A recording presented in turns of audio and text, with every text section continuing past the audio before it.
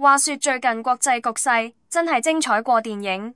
科技狂人馬斯克今次可謂踢到鐵板，佢嗰個被西方吹到天上有地下冇嘅星鏈系統，竟然被伊朗反過嚟利用，變成捉特務嘅天羅地網。美國同以色列潛伏嘅間諜網被連根拔起，真係估佢唔到。事件要由伊朗一次全國斷網講起。早排伊朗突然宣布暫停全國網絡服務，足足60幾個鐘，2日半時間，手機上唔到網，電腦唔通到訊，成個國家好似被按下暫停鍵，靜到出奇。對於普通市民嚟講，最多係生活唔方便，但遠在歐洲嘅歐盟外長卡拉斯反應卻大到離譜，急到跳腳，公開要求伊朗即刻恢復網絡。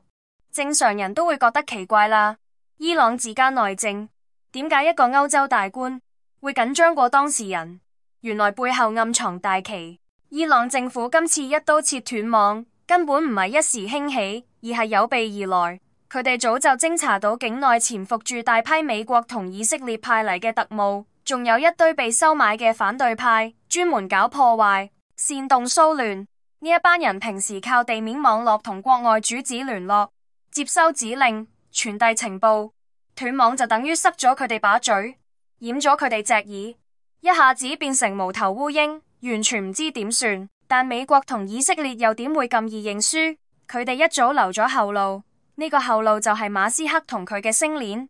講到星鏈，大家都唔陌生啦。馬斯克搞嘅呢一個系統，就係發數千粒低軌衛星上太空，變成空中信號塔。無論你喺地球邊個角落，只要有個小膠蓋咁嘅接收器，就算地面網絡全斷，都可以直接連上衛星上網通訊。伊朗斷網消息一出，馬斯克即刻宣布星鏈喺伊朗正式開通，明擺住同伊朗政府對着幹，意思好清晰，你切斷地面網，我就開通天上網，等你要捉嘅人繼續有得聯絡。呢班潛伏嘅特務同反對派見到星鏈開通，簡直當成救命稻草，以為有咗呢個神器就可以為所欲為，繼續同國外主子勾結。馬斯克咁做都唔係第一次，早喺委內瑞拉佢就玩過同一套。當日美國出兵委內瑞拉，先用電子武器干擾晒全國通訊，令當地又聾又盲。結果美國靠星鏈同潛伏喺馬杜羅身邊嘅內奸保持聯絡，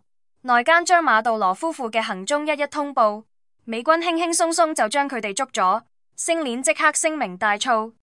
烏克蘭戰場，星鏈更係被吹成滅俄神器。俄羅斯電子戰實力咁強，千方百計干擾烏軍通訊，點知星鏈頂住咗壓力，成千上萬個接收器送抵前線，每個小分隊都有配備，無論俄軍點干擾，烏軍都可以保持聯絡，指揮部隨時掌握前線動態，士兵及時接收命令，成支軍隊被一條無形嘅線串起，戰鬥力大增。憑住呢場表現，馬斯克同 SpaceX 變成美國五角大樓嘅寵兒，接晒軍事大單，賺到盆滿缽滿。星鏈更被捧成戰無不勝嘅高科技神話。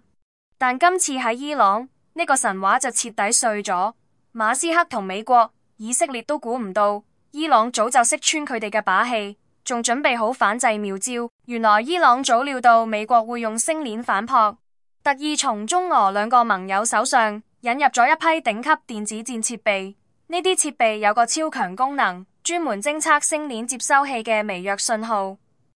大家可能唔知，星鏈接收器雖然係接收衛星信號，但工作時自身會發出極微弱嘅電磁波，普通設備根本偵測唔到。但伊朗呢啲專業設備就好似超靈敏嘅獵犬鼻，一聞就到呢種信號味。無論你將接收器藏得幾隱蔽，只要一開機使用，伊朗電子戰部隊即刻就能喺地圖上見到一個閃爍嘅紅點，仲可以精確鎖定位置，誤差僅有幾米。一場貓捉老鼠嘅把戲就此上演。馬斯克開通星鏈後，呢班特務急不及待拿出接收器開機聯絡，點知佢哋一按開關，伊朗內衛部隊嘅偵測設備就有反應，幾架唔起眼嘅小車即刻朝紅點方向開去，沿途不斷精確定位，將搜尋範圍縮到越嚟越細，最後直指某棟樓、某個房間。等伊朗士兵一腳踢開門，呢班特務仲坐喺接收器旁邊，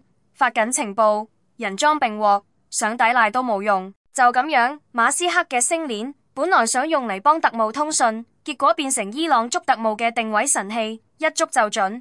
美國同以色列精心布置嘅間諜網被連根拔起，潛伏最深嘅釘都被挖出嚟。其實美國一直睇伊朗唔順眼，尤其係核問題上，早就想動武。之前仲襲擊過伊朗核設施，見硬嘅唔得就轉軟嘅，想從內部搞垮伊朗，派特務收買反對派，煽動騷亂，等局勢混亂後就可以藉口軍事干預。連特朗普都聽過打擊伊朗嘅方案匯報，計劃連德黑蘭非軍事地點都要打，而星鏈就係呢個陰謀中最關鍵嘅通訊環節。美國以為有呢個無敵神器就可以萬無一失，點知踢到伊朗呢塊硬骨頭。更犀利嘅係，伊朗早就立法禁止未經許可使用星鏈，違者最高可判2年監禁，甚至鞭刑。今次捉特務嘅行動更加錯實咗星鏈干預他國內政嘅事實。伊朗內政部長之所以有信心話騷亂好快平息，底氣就嚟自呢個反制星鏈嘅手段，將背後煽風點火嘅特務全部捉晒，騷亂自然成唔到氣候。今次馬斯克同星鏈可謂慘遭反殺，唔單止幫美國以色列嘅陰謀搞金咗，仲俾全世界上咗寶貴一課。現代戰爭入面根本冇所謂無敵神器，任何高科技技術都有可能被對手揾到破解方法。你以為可以靠技術優勢橫行無忌，殊不知對方早就設好陷阱，等你自投羅網。大家覺得伊朗今次反制星鏈嘅操作夠唔夠精彩？美國同以色列接下嚟會唔會有新動作？歡迎留言傾偈，記得訂閱同你講講呢個頻道，開啟小鈴鐺，後續為你拆解更多國際大棋。